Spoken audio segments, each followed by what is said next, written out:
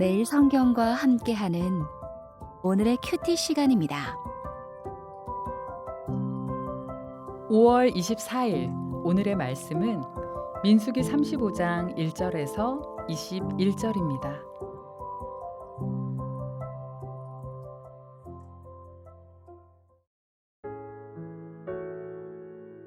여호와께서 여리고 맞은편 요단 강가 모압 평지에서 모세에게 말씀하여 이르시되 이스라엘 자손에게 명령하여 그들이 받은 기업에서 레위인에게 거주할 성읍들을 주게 하고 너희는 또 그 성읍들을 두르고 있는 초장을 레위인에게 주어서 성읍은 그들의 거처가 되게 하고 초장은 그들의 재산인 가축과 짐승들을 둘 곳이 되게 할 것이라.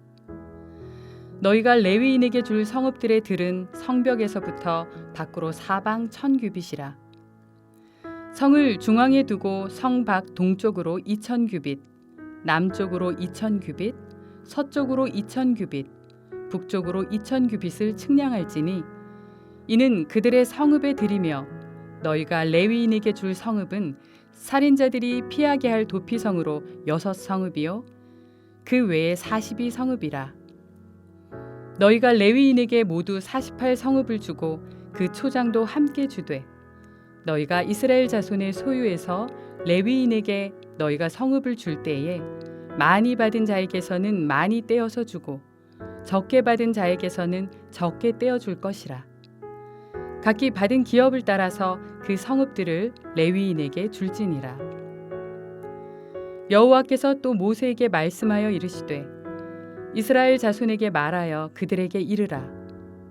너희가 요단강을 건너 가나안 땅에 들어가거든 너희를 위하여 성읍을 도피성으로 정하여 부지 중에 살인한 자가 그리로 피하게 하라.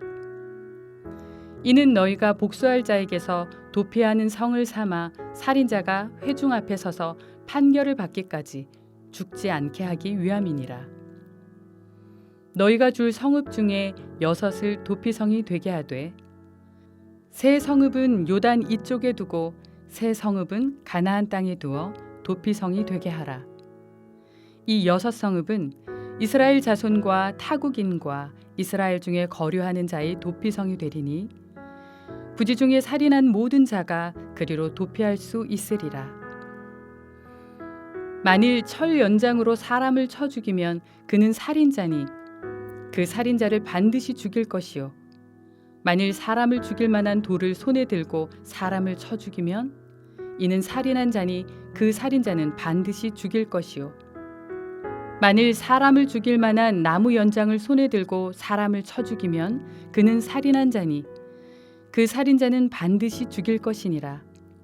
피를 보복하는 자는 그 살인한 자를 자신이 죽일 것이니 그를 만나면 죽일 것이요 만일 미워하는 까닭에 밀쳐 죽이거나 기회를 엿보아 무엇을 던져 죽이거나 아기를 가지고 손으로 쳐 죽이면 그 친자는 반드시 죽일 것이니 이는 살인하였음이라.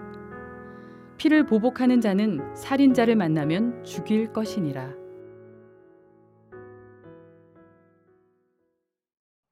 하나님이 이스라엘 백성에게 가나안 땅을 분배해 주실 때 레위 지파는 따로 땅을 분배받지 못합니다. 그들은 12지파에 계수되지 않았고 대신 요셉의 두 아들 므낫세와 에브라임이 각각 독립된 지파로 계수되어 땅을 분배받았습니다. 하나님은 이스라엘 각 지파가 그들이 분배받은 땅의 일부를 레위인이 살 성읍으로 제공하라고 명령하십니다. 각 지파가 제공할 성읍은 모두 48개 성읍이고 이 중에는 6개의 도피성이 포함됩니다. 하나님은 지파마다 일률적으로 4개의 성읍을 주라고 하지 않으시고 지파의 규모에 따라 많은 땅을 받은 지파는 많은 성읍을 떼어주고 적은 땅을 받은 지파는 적게 떼어주라고 하십니다. 각 지파는 성읍 외에도 레위인이 가축을 기를 목초지도 제공해야 했습니다. 목초지의 규모는 성읍으로부터 동서남북으로 1000규빗, 약 450m 되는 땅입니다. 성읍 중심으로부터 450m인지 성벽으로부터 450m인지는 확실하지 않습니다.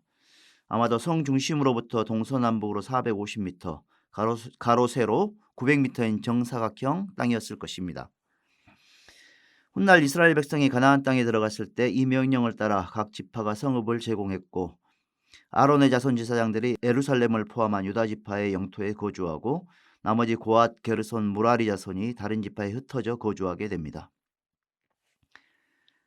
레위인들은 12지파에 흩어져 살면서 제사장 역할을 했는데 12지파는 레위인들에게 성읍과 목초지뿐 아니라 매년 11조를 들여서 그들의 생계와 사역을 지원해야 했습니다. 성막을 중심으로 장막을 치고 이동하던 광야 생활이 끝나고 가나안 땅에 들어가면 이스라엘을 각자 분배받은 땅에서 살게 될 것입니다. 그때도 하나님이 계신 성전이 그들의 삶의 중심이 되어야 했습니다. 레위인들은 그들의 거주지에 흩어져 살며 그들의 신앙과 삶을 거룩하고 정결하게 이끌어야 할 책임을 부여받았습니다. 언덕마다 산당이 있고 큰 나무 아래에는 어김없이 이방신의 제단이 있었던 우상 숭배가 만연한 땅이었기 때문에 레위인의 역할은 더욱 막중했습니다. 오늘 세상 속을 살아가는 그리스도인들을 섬기는 레위 지파는 누구이겠습니까? 교회의 목회자나 선교사나 혹은 선교단체의 간사님일 수도 있습니다. 그들이 제 역할을 다하도록 물질적으로 지원하는 것이 그들의 섬김을 받는 우리 그리스도인들의 책임일 것입니다. 하나님은 레위인들의 성읍 중에서 6개의 성읍은 도피성으로 지정하고 요단 동편에 3개, 요단 서편에 3개를 두라고 하십니다. 훗날 가나안 땅으로 들어간 이스라엘은 요단 동편의 골란, 라못, 벳셀에, 요단 서편에는 가데스, 세겜, 헤브론에 각각 도피성을 만듭니다. 이렇게 해서 실수로 살인한 자가 가까운 도피성으로 빨리 피신할 수 있도록 했습니다. 도피성은 실수로 사람을 죽인 자를 위한 피난처 역할을 합니다. 이스라엘 자손뿐 아니라 잠시 머무는 나그네나 이스라엘에 정착해 사는 이방인들도 도피성의 보호를 받을 수 있습니다. 그러나 고의로 사람을 죽인 자는 도피성의 보호를 받을 수 없습니다. 하나님은 그들은 반드시 죽이라고 하십니다. 재판장은 살인 도구가 있었는지, 정황은 어떠했는지, 동기가 있었는지 등을 잘 조사해서 그가 고의로 사람을 죽인 것인지 실수로 죽인 것인지 판단해야 했습니다. 만일 실수로 사람을 죽였다면 그는 피를 보복하는 자의 손에서 보호받을 수 있습니다. 보복하는 자라는 말은 히브리어로 고엘입니다. 고엘을 보복하는 자라고 번역했지만 친족 남자, 구속자라는 의미가 있습니다. 고엘은 가까운 친족이 기업을 잃게 될 때 대신 그 기업을 이어주거나 혹은 친족이 살해당했을 때 그의 피를 보복할 의무를 가진 사람을 가리킵니다.